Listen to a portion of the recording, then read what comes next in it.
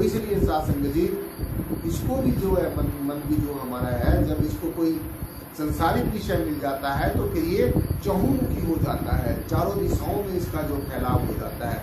तो इसी तरीके से ये भी एक बिगड़ैल घोड़े की तरह है। जैसे बिगड़ैल बेटे की तरह है, आत्मा भी बिगड़ैल बेटे की तरह है, ऐसे बिगड़ैल घोड़े की तरह है।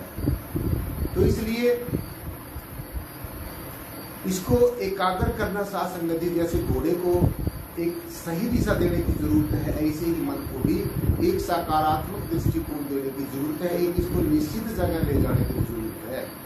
क्योंकि ये जो मन है सासंग जी, समस्त जो इंद्रियां हैं और जितने भी हमारे अंदर भाव उठते हैं, जितने भी हमारे इंद्रियां हैं और हमारे अंतर में जो भाव उठते हैं, चाहे वो अच्छे हैं, चाहे वो बुरे हैं, चाहे वो किसी भी संसारिक वस्तु के बारे में है, चाहे वो जड़ माया के बारे में जितने भी भाव उठते हैं, उद्गार उठते हैं, विचार उठते हैं, तो सबका आधार ये मन है। सबका आधार इस मन के अंदर से ही उठते हैं। क्योंकि आत्मा तो अपने आप में कंप्लीट है, परिपूर्ण है, आत्मा को किसी चीज की जरूरत नहीं है। आत्मा परिपूर्ण है अपने आप में और पवित्र है। तो इसीलिए आत्मा की जो परिपूर्णता है और जो पवित्रता है, इसके लिए ही, इसके कारण ही आत्मा को सर्वश्रेष्ठ माना गया है। और मन के ऊपर तरह तरह की जो है गलानी चढ़ी हुई, तरह तरह के आवरण चढ़े हुए। तो this is the difference between अवर मन एंड आत्मा। तो जो मन है हमारा, वो समस्त इंद्रियों का सरताज है, समस्त इंद्रियों के ऊपर राजा है, समस्त सारी इंद्रियों का राजा है और सारी इंद्रियों का जो आधार है वो सासंग जी हमारा मन है। जितने भी मन के अंदर संकल्प उठते हैं, विकल्प उठते हैं, संकल्प उठते हैं, विकल्प उठते हैं, सुख और दुख का जब एहसास होता है, अनुभव होता है, और सासंग जी स्थूल जगत का, देखो ध्यान से सुनना है, स्थूल जगत और जो सूक्ष्म जगत है, इसके अंदर भी विचरण मन ही करता है। स्थूल जगत के अंदर और सूक्ष्म जगत के अंदर विचरण भी सासंग जी ये मन ही करता है। और जो हमारी जागृत अवस्था है, स्वप्न की अवस्था है, सुषुप्ति अवस्था है, जो रंग रूप आकार के जो सासंग जी जो दृश्य हैं, उनका जो आकर्षण है, जो रिश्ते नाते सगे संबंधियों का जो मोह पास है, और जो रजोगुण, सतोगुण और तमोगुण की जो त्रिगुणात्मक माया है, जितनी भी ये क्रियाएं हैं, इनको सबको मानसिक क्रियाएं कहा जाता है। तो जितनी भी मानसिक क्रियाएं हैं और मानसिक प्रतिक्रियाएं हैं सासंग जी, ये जो सब आपके अंदर हो रही हैं, ये हमारे अंतःकरण में हो रही हैं। जितनी भी क्रियाएं हैं और प्रतिक्रियाएं हैं, चाहे वो सकारात्मक है, चाहे वो नकारात्मक है, चाहे वो पॉजिटिव है, चाहे वो नेगेटिव है, ये सारा कुछ मन का दायरा है। तो जितनी भी ये मानसिक क्रियाएं हैं, ये सब कुछ जो है सासंग जी मन का दायरा है।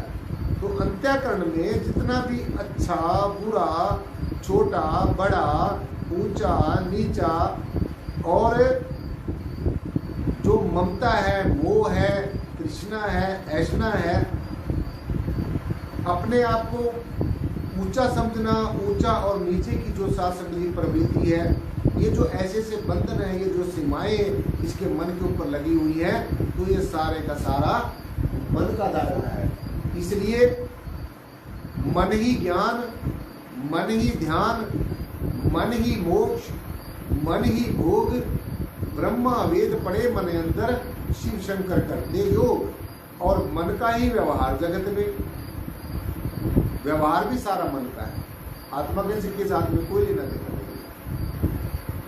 मन ही ज्ञान, ये जो ज्ञान आपको दिया जाता है, मन को समझाने के लिए दिया जाता है, मन को रिझाने के लिए दिया जाता है। ये मन को समझाने के लिए दिया जाता है कि इसको मन को समझाना है, इसको ये एक जगह बैठकर जब ये भागता है, जैसे कुछ शरारती बच्चा भागता है, तो उसको बुलाया जाता है, उसको कुछ ना कुछ उसकी बात सुनी जाती है, तो मन की बात को सुनना है, इसका विरोध नहीं करना, इसका प्रतिशोध नहीं करना, इसके साथ में बहसबाजी नहीं करनी है। सासंग जी मन को समझाना है। क्योंकि जब ये मन जो अब काल की तरह प्रवृत्ति इस काल के देश में है, अब आंखों के नीचे नीचे जो है ये सारा काल का देश है, आपको बताया जाता है। आंखों के नीचे नीचे का ये सारा काल का देश है और इस काल के देश का रहने वाला है ये। और आप ये भली भांति नोट कर लो कि आप यहाँ के रहने वाले नहीं है, इस संसार के रहने वाले नहीं है।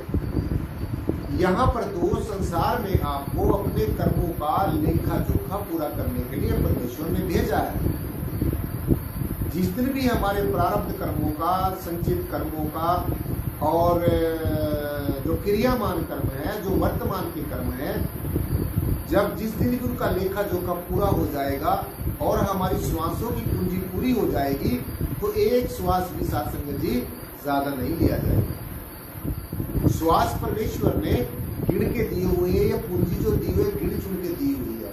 अब आप चाहे आप इसमें चाहो तो संसार में का ध्यान करते रहो और चाहो तो निराकार का ध्यान करते रहो, निर्गुण निराकार सर्वाधार विश्वाधार परब्रह्म का ध्यान करते रहो। ये आपके ऊपर निर्भर करता है, ये आपकी सोच के ऊपर निर्भर करता है, ये जीव के दृष्टिकोण के ऊपर निर्भर करता है कि उसके जो दृष्टिकोण है वो क्या देखना चाहता है। तो इसलिए सासंगत ये सीमाओं के अंदर जो बंधा हुआ मन है, ये सारा कुछ दायरा है, इसका मन का ही दायरा है। मन जब तक शरीर और संसार में सासंगति मैं और मेरी को ये कहता है कि ये मैं हूं, ये मेरा है, तो तब तक ये ऐसे ही खपा होता रहेगा। जब तक ये सीमाओं के अंदर बंधा हुआ है, बंदिश में है, बंधनों में है। कितने बंधन मन के ऊपर है, देखो आप, मन ने जीव के ऊपर कितने बंधन डाले हुए हैं। सबसे बड़ा बंधन जो है मोह पाश का बंधन, उसके बाद में संसार के जो जड़ पदार्थ हैं इनके आकर्षण का और आसक्ति का बंधन, इनकी पकड़ और जकड़ का बंधन, कितना बड़ा बंधन है।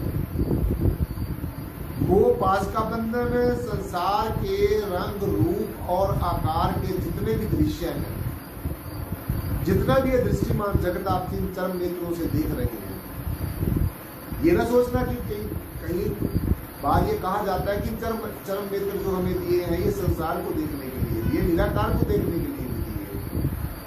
ये तो एक परखना है,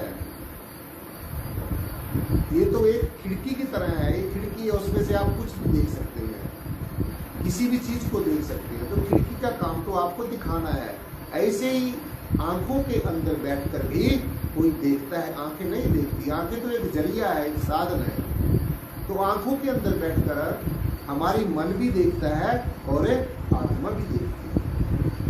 अब कैसे पता चलेगा कि अब मेरे अंदर जो है वो मन सक्रिय है या मेरी आत्मा सक्रिय है, ये कैसे पता चलेगा?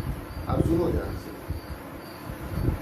जब आपका जो तवज्जो है, आपका जो फ्लो है, प्रवाह है, आपका जो ध्यान है, वो संसार की तरफ जाता है, काल की माया की तरफ जाता है, काल के बंधनों की तरफ जाता है, काल की त्रिगुणात्मक माया की तरफ जाता है, संसार के रंग रूप और आकार के दृश्यों की तरफ जाता है। जब अपने रिश्ते नातों के मोह की तरफ जाता है, ममता की तरफ जाता है, ऐशना की तरफ जाता है, तृष्णा की तरफ जाता है, वासना की तरफ जाता है, तो ये सारे का सारा जो है शासन एकात्म तत्व को छोड़ सीधा सीधा समझो, ज्यादा डिटेल में जाने की जरूरत नहीं है। एक आत्म तत्व को छोड़कर और जो कुछ भी है वो सारे का सारा मन का दायरा है, मन का प्रोजेक्ट है। तो मन बहुत बड़ा त्रिलोकी का मालिक है, काल का एजेंट है। ये जो काल है, जो त्रिगुणात्मक माया का फांस लिए घूम रहा है जीव को फंसा कर, इसका ये एजेंट है। इसी के मन के माध्यम से ही काल अपने सारे साम्राज्य में राज करता है, एक आत्मा को छोड़कर। क्योंकि आत्म जगत तो अलग है, ये जो दिख रहा है, जो दिशे से है नहीं, ये दिख जो रहा है, ये साथ संगत जी है, लेकिन ये वास्तव में नहीं है।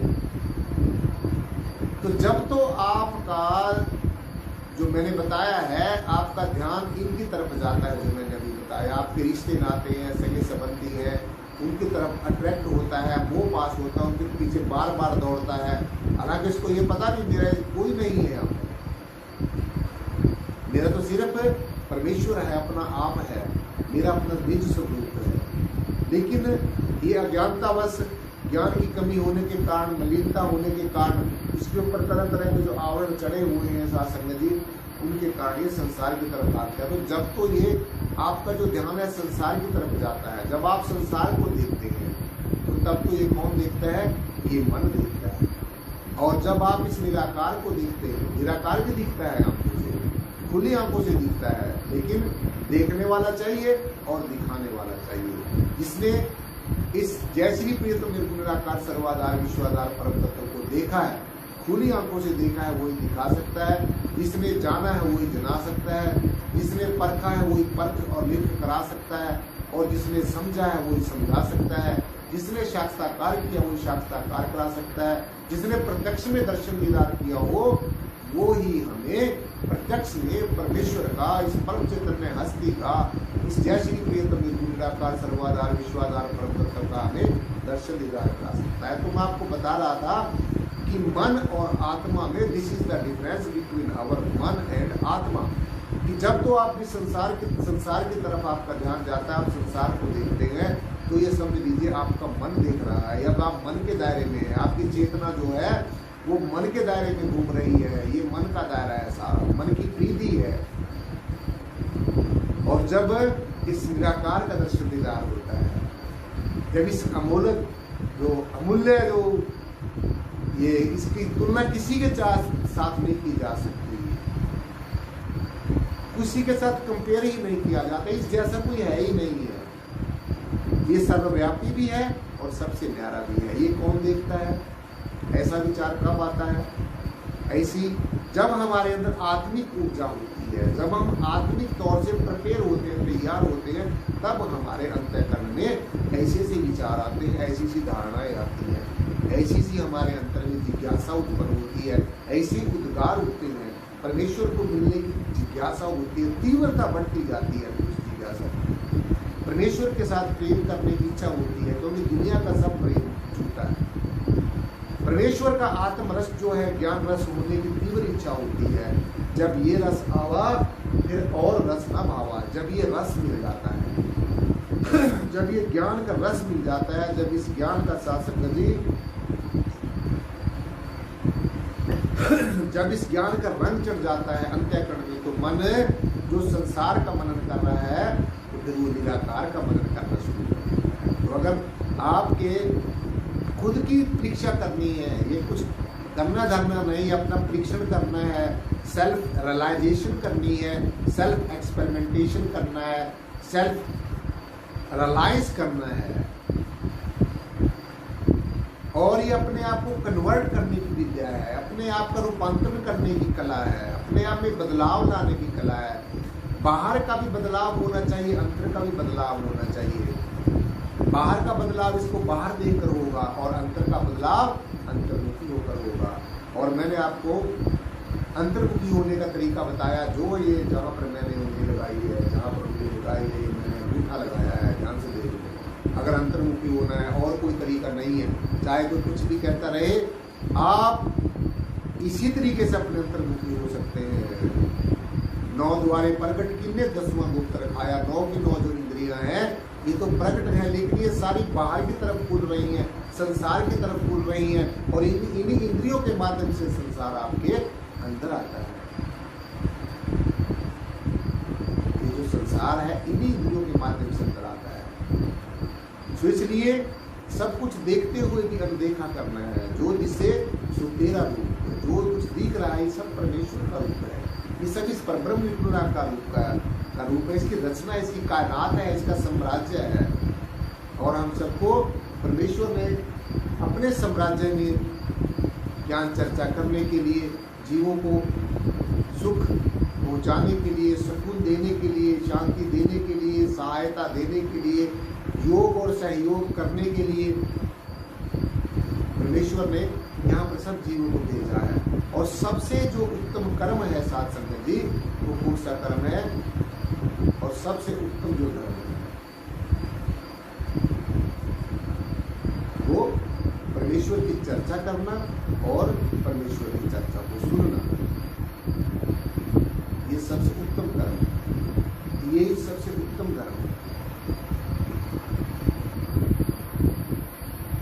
जो जीव इस तरीके से जीवन यापन करता है तो फिर साथ संगत जी उसको किसी तरीके की कमी नहीं रहती, वो हर एक तरीके से भरपूर हो जाता है।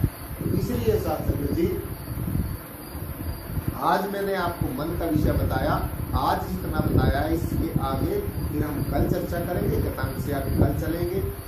कल इसका जो आगे की जो बात है कि मन को, ये तो मैंने आपको मन का विस्तार बताया है, मन की परिभाषा बताई है, तरह तरह के जो मन की जो धारणाएं हैं वो बताई है, कैसे मन हमारा फैलाव करता है, कहाँ कहाँ तक ये मन जाता है, जहाँ लग ये मन जाए भाई तहाँ लग सोचो माया जाए।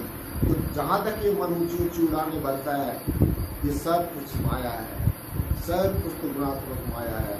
तो ये माया इसका खेल है। तो बाहर का जो रूपांतरण होगा, बाहर के जो सुकून मिलेगा इस परमेश्वर को, इस प्रकार सर्वाधार ईश्वराधार परम तत्व को, जो हमारे दाएं बाएं ऊपर नीचे, हमारे दाएं भी है, हमारे बाएं भी है, हमारे आगे भी है, हमारे पीछे भी है, हमारे ऊपर भी है, हमारे नीचे भी है, हम सब इसी के बीच में है और ये हमारे बीच में। जो इस तरीके से जानता है,